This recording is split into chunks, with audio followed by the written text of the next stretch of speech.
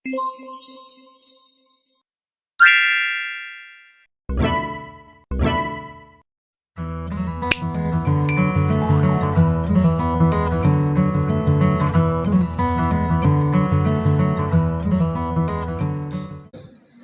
pagi dan salam sejahtera untuk kita semua. Pertama-tama, kami dari Balai Pengamatan Antariksa dan Atmosfer Pontianak mengucapkan selamat datang kepada teman-teman dan juga guru, Pak Kepala Sekolah dari SMA Swasta Kapuas. Baiklah, sebelum kita memulai kegiatan, marilah kita berdoa terlebih dahulu. Berdoa menurut agama dan kepercayaan masing-masing. Berdoa dimulai. Berdoa selesai. Kegiatan selanjutnya yaitu sambutan Kepala Sekolah SMA Swasta Kapuas kepada Bapak Soekardi, SPD MSI. Waktu dan tempat kami persilakan. Pagi dan salam sejahtera untuk kita semua. Yang kami hormati Bapak Musafar sebagai Koordinator Balai Pengamatan Antariksa dan Atmosfer Kota Pontianak beserta staf, Bapak Ibu Dewan Guru SMA Kapuas yang saya hormati, serta siswa-siswi sekalian yang saya banggakan. Alhamdulillah pada hari ini kita diberikan nikmat oleh Allah, nikmat kesehatan dan nikmat kesempatan, sehingga kita dapat bersama-sama berkunjung ke tempat ini, suatu tempat yang mungkin agak jauh ya dari pusat kota, tetapi tempat ini adalah hal yang penting. Di lokasi ini banyak hal-hal yang dikerjakan yang berkenaan dengan keantariksaan dan lebih khusus kepada atmosfer dan pengamatan yang ada di sini tentunya ya. Nanti banyak dari Bapak Ibu mungkin nanti yang menjelaskan tentang fungsi dan peranan dari kantor ini. Diharapkan kepada siswa-siswi sekalian untuk dapat mencerna, merangkum dan memberikan tanggapan nanti ketika ada hal-hal yang perlu ditanggapi. Pertama-tama tentu saja tidak lupa kami ucapkan terima kasih kepada Bapak Koordinator beserta staf yang sudah bersedia menerima kami untuk dapat berkunjung. Mohon maaf jika dalam kunjungan ini ada hal-hal yang kurang berkenan yang kami bawa, dan sekali lagi ini adalah kesempatan emas, kesempatan yang sangat berharga bagi kami dan tentu siswa-siswi sekalian. Mudah-mudahan kerjasama dan kegiatan-kegiatan ini bisa terjalin selanjutnya sampai yang akan datang. Mungkin itu saja yang dapat kami sampaikan. Terima kasih. Assalamualaikum warahmatullahi wabarakatuh. Terima kasih atas sambutannya. Selanjutnya sambutan Koordinator Balai Pengamatan Antariksa dan Atmosfer Pontianak sebagai Kepala Kantor di balai ini kepada Bapak Laude Muhammad Musafar Wasit SSI. Waktu dan tempat kami persilakan. Terima kasih. Assalamualaikum warahmatullahi wabarakatuh. Selamat mengucapkan puji dan syukur kepada Allah Subhanahu wa Ta'ala yang telah memberi nikmat kesehatan dan kesempatan buat kita semua ya, hingga dapat bertemu pada hari ini di tempat ini.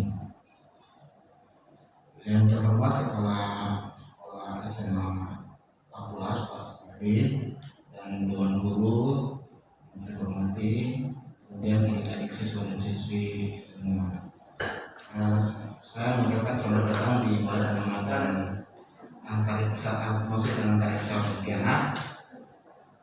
Jadi balai ini pada awalnya di bawah koordinasi Pegawai Kebawahan Nasional, tapi saat ini kami itu karena ada integrasi dari beberapa lembaga pendidikan di Indonesia, kami saat ini berada di bawah koordinasi Badan Riset dan Inovasi Nasional.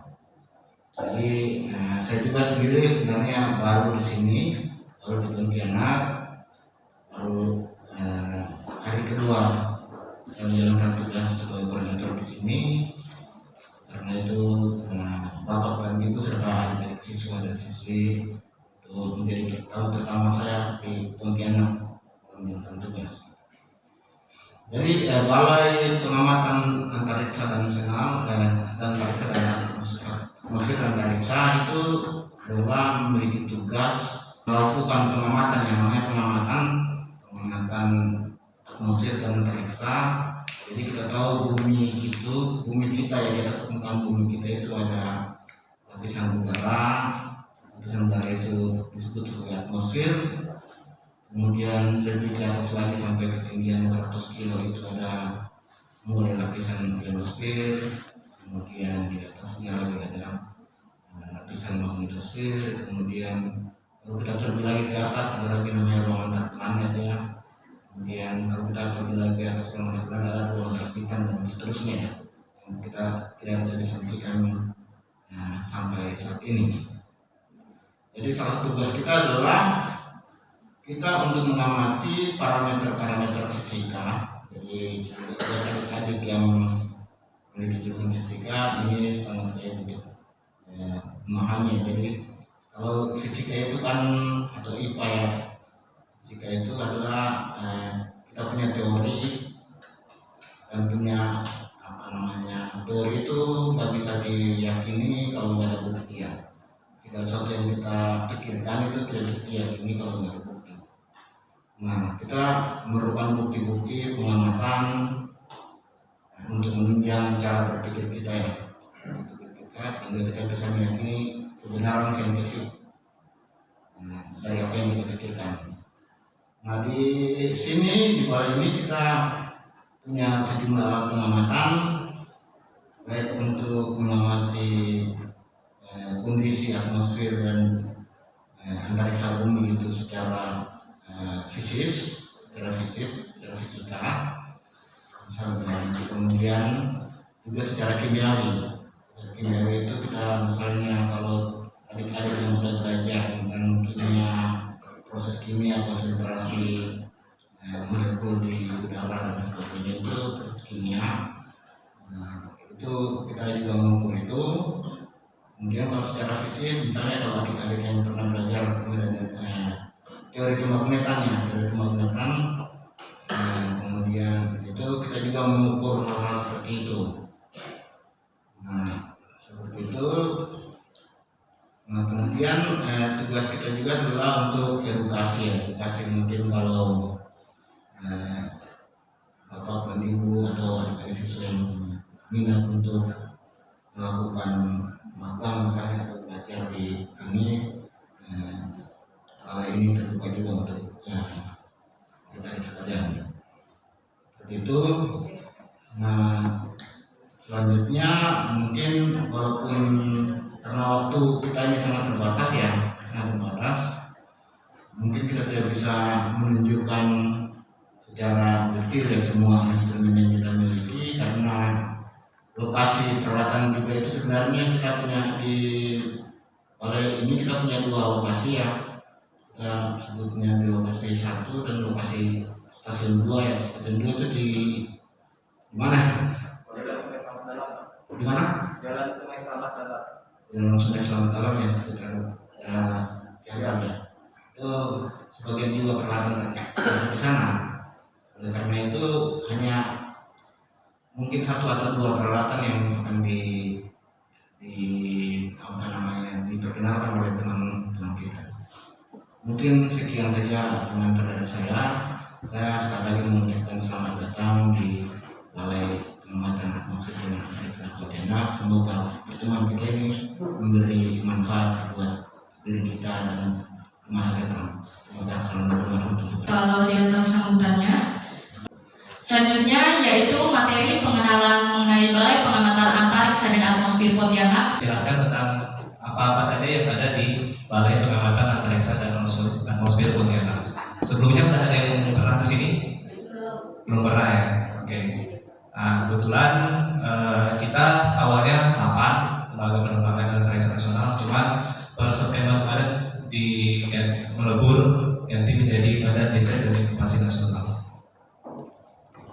Nah, ini adalah beberapa hal yang akan saya jelaskan, termasuk profil peralatan antariksa, peralatan atmosfer, sama kegiatan sosialisasi di BPA Pontianak. Yang sudah dijelaskan sama Pak Mustafa tadi, kita ada 2 stasiun. Kalau di sini itu ada stasiun 1 atau BPA 1 biasanya disebut, yang kedua itu BPA 2, namanya Jalan Aman Perjuangan. Jaraknya kalau misalkan secara map cari lurus itu sekitar 6 km. Ini adalah peralatan-peralatan kita di BPA Pontianak. Ada kategori atmosfer, ada di kategori antariksa. Perbedaannya apa aja sih antariksa dan atmosfer? Nanti bisa Saya jelaskan sambil saya jelaskan masing-masing alatnya. Di sini ada AIS, ada Santanu, ada distro, ada PM, ada WS, ozon, CO2, dan KFA. Untuk yang analisa itu ada kayak kalau secara teleskop dilihat gimana sih bentuk matahari itu. Peralatan atmosfer. Di sini ada AIS, ada Santanu, ada ozon monitor. AIS itu panjangan dari Automatic Identification System. Jadi fungsinya untuk pengamatan kapal. Nah, pengamatan kapal dipasang di BPA 1, BPA 2 juga ada, sama di Singkawang. Fungsinya untuk pengamatan kapal, jadi kita bisa lihat arah kapal, perjalanan kapal, misalkan termasuk juga bisa untuk identifikasi illegal fishing. Misalkan kapal itu kan ada alat untuk transmitter misalkan, tiba-tiba dia matikan alat transmitternya misalnya, terus tiba-tiba dihidupkan lagi, bisa jadi di situ illegal fishing sedang terjadi. Jadi kita tidak bisa monitoring kapal tersebut kemana seperti itu. Dia matikan sistemnya sendiri. Karena kalau misalkan untuk di AIS kapal, risiko mereka juga kalau misalkan tiba-tiba ada apa-apa, mereka nggak bisa terus. Misalkan di BPA Pontianak nih, adik-adik pengen melihat di sekitar Juju atau di daerah Siantar misalkan ada terjadi hujan atau tidak. Nah, di situ di website itu kelihatan gitu. Jadi dia ruang lingkupnya sejauh radius 44 km. Cuman kebetulan alat ini sedang dalam perbaikan, jadi masih belum bisa kita buktikan lagi dalam kesempatan kali ini. Kemudian ada ozon monitor untuk pengukuran konsentrasi ozon permukaan dengan rentang 0 sampai 1 part per million. Kemudian di sini ada CO2 monitor untuk pemantauan keadaan CO2. Kemudian ada AWS atau panjangannya Automatic Weather Station. Kemudian ada dislometer. Nah, AWS ini untuk pengukuran, ini khusus untuk pengukuran curah hujan berdasarkan lintik-lintik hujan. Jadi dislometer sama AWS ini bisa saling berhubungan. Gitu. Nah, kemudian ada namanya PM atau PM monitor. Di sini PM itu panjangannya partikulat molekular. Fungsinya untuk pengamatan mengukur konsentrasi molekul partikulat dalam untuk mengetahui kualitas udara. Kualitas udara, parameter kualitas udara itu ada 5. Ada NO2, SO2, CO, ozon sama PM. Salah satunya kita punya PM sama ozon. Nah, di sini PM itu kan ada layar yang itu standar kualitas udara. Salah satu parameter itu PM. Nah, PM ini kalau misalkan kelihatan sekali, terasa sekali kalau misalkan ada kebakaran hutan dan lahan, kabut. Kalau misalkan dia sudah terasa misalkan kasar rambut kita gitu kan. Nah, itu berarti ada partikel-partikel padat. Nah, itu alat untuk mengukurnya itu alat PM monitor ini tadi. Gitu. Terus ada PMA monitor itu tinggi muka air, lebih diperuntukkan untuk air gambut. Di Kalimantan ini kan kondisi kita lahannya banyak gambut ya. Nah, kita mengadakan penelitian tinggi monitoring permukaan air gambut. Kalau misalkan pas lagi kemarau seperti apa ketinggiannya, seperti itu berguna untuk ketika kebakaran hutan dan lahan termasuk. Jadi kalau misalkan kita tahu posisi potensinya air gambutnya berapa banyak seperti itu. Nah, kemudian ada peralatan pengamatan antariksa. Sini ada PLF receiver, ada untuk mengetahui kejelasan suara pengiriman data infrasonda secara real time dari rentang frekuensi 3 sampai 28 MHz. Nah, ALE ini untuk pengukuran frekuensi radio keberhasilan komunikasi radio. Jadi misalkan antar stasiun dari Pontianak Bandung misalkan, dia frekuensi berapa yang kita gunakan untuk komunikasi ke sana secara radio gitu.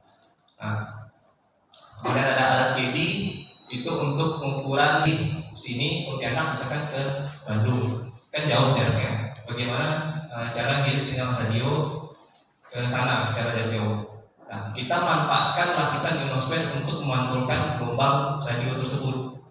Nah, alat GD ini untuk pengukuran lapisan-lapisan tersebut, jadi monitoring seperti itu. Apakah nanti ketika misalkan kondisi tertentu, misalkan seperti ada gerhana matahari misalkan, apakah dia ada perubahan atau ada gangguan. Nah, alat TD ini untuk mendeteksi hal tersebut seperti itu. Kemudian ada GSTF ini untuk mengukur jumlah elektron, TSC total elektron konten, sama sintilasi. Parameter itu yang biasa diperlukan pada gangguan-gangguan di ionosfer. Kemudian ada magnetometer untuk pengukuran variasi perubahan medan magnet bumi.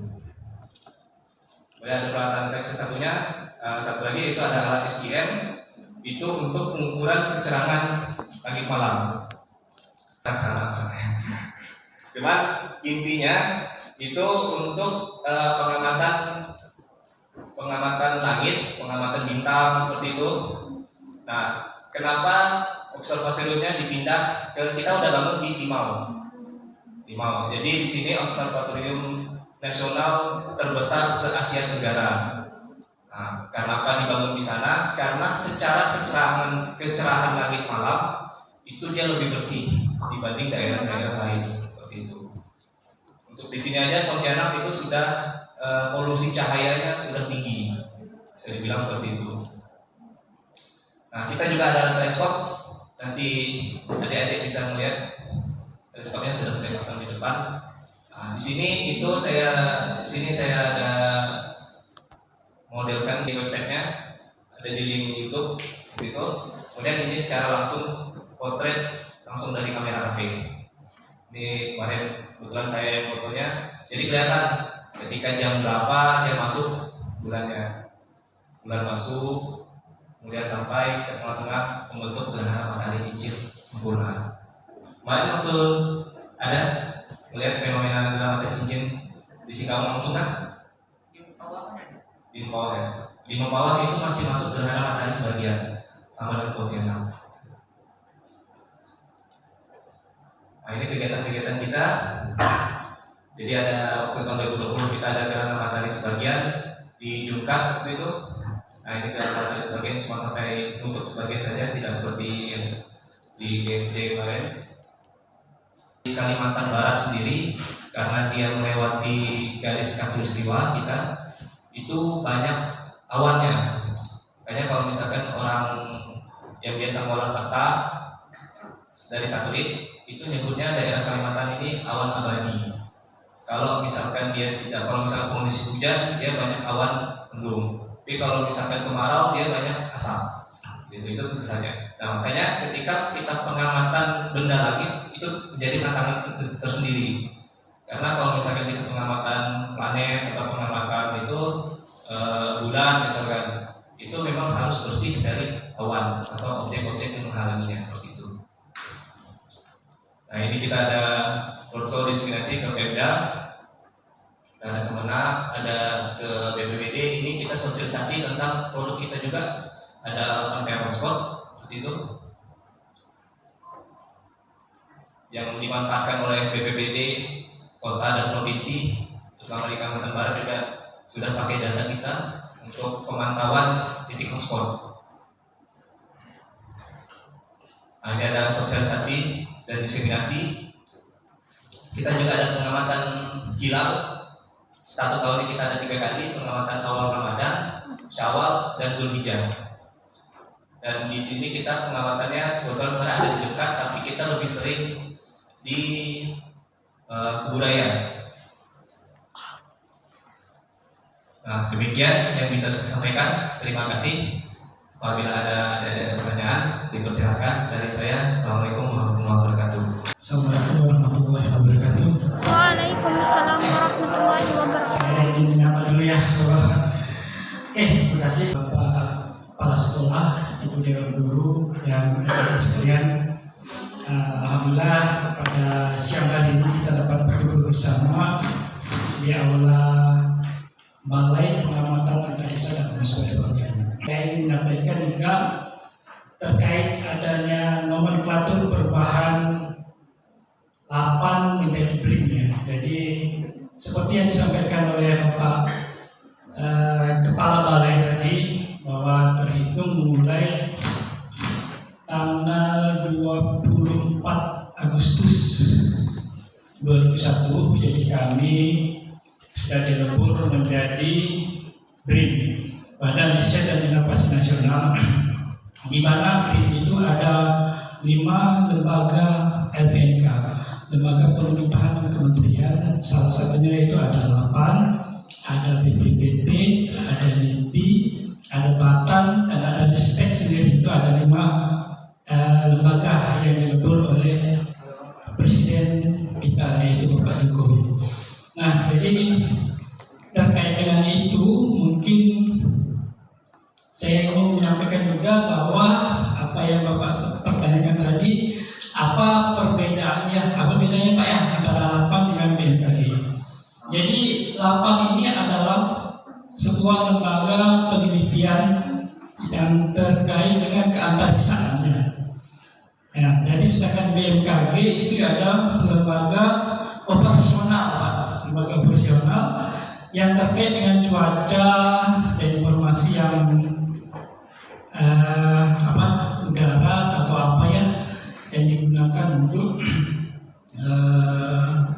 informasi lah yang terkait itu. Nah, jadi di sini LAPAN adalah lembaga penelitian yang memberikan informasi nanti kepada hasil penelitian itu bisa juga digunakan oleh BMKG sebagai dasar acuan. Sebagai contoh di LAPAN Verhofstadt ya tentang kebakaran hutan gitu ya. Itu data-datanya itu adalah data-data dari LAPAN sendiri dan terkait dengan kebakaran hutan gitu ya. Nah, itu diinformasikan oleh BMKG. Nah, itu. Jadi supaya tidak menjadi tumpang tindih, jadi karena LAPAN lembaga penelitian dan BMKG adalah lembaga yang memberikan informasi gitu ya, lembaga operasional, jadi yang menginformasikan terkait dengan kebakaran hutan, hasil-hasil penelitian yang LAPAN lakukan itu diinformasikan oleh BMKG. Jadi memang ada semacam kemiripan gitu Pak ya antara BMKG dan LAPAN gitu ya.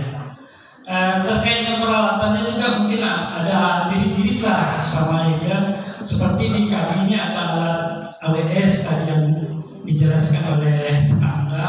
Mungkin di BMKG juga ada. Jika Bapak kesana ada juga alat AWS, yaitu alat mengukur suhu kelembaban udara dan arah kecepatan angin. Pak, seperti yang dapat saya sampaikan.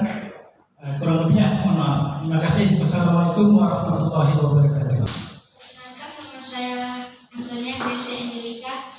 Siapa yang pertama kali mendirikan LAPAN atau Balai Pengamatan Antariksa dan Atmosfer Udara? Jadi LAPAN sendiri diresmikan oleh Kepala LAPAN, yaitu oleh Bapak Dr. Raden Sunario ya pada tahun 1986 ya. Yang dulu disebut pertamanya dengan Stasiun Lapisan Ionosfer Pontianak. Nah, setelah nomenklatur berubah, sekarang menjadi Balai Pengamatan Antariksa dan Atmosfer Pontianak. Terima kasih. Sekian acara kita pada siang hari ini. Demikian kegiatan pada hari ini, Selasa 14 Desember 2021. Terima kasih kepada SMA Swasta Kapuas yang telah memilih Balai Pengamatan Antariksa dan Atmosfer Pontianak sebagai sarana pembelajaran teman-teman dan ibu-ibu, bapak-bapak sekalian. Mohon maaf apabila ada ketidaknyamanan, kesalahan kata ataupun perbuatan dari kami. Sekian kegiatan kita pada siang hari ini. Wassalamualaikum warahmatullahi wabarakatuh.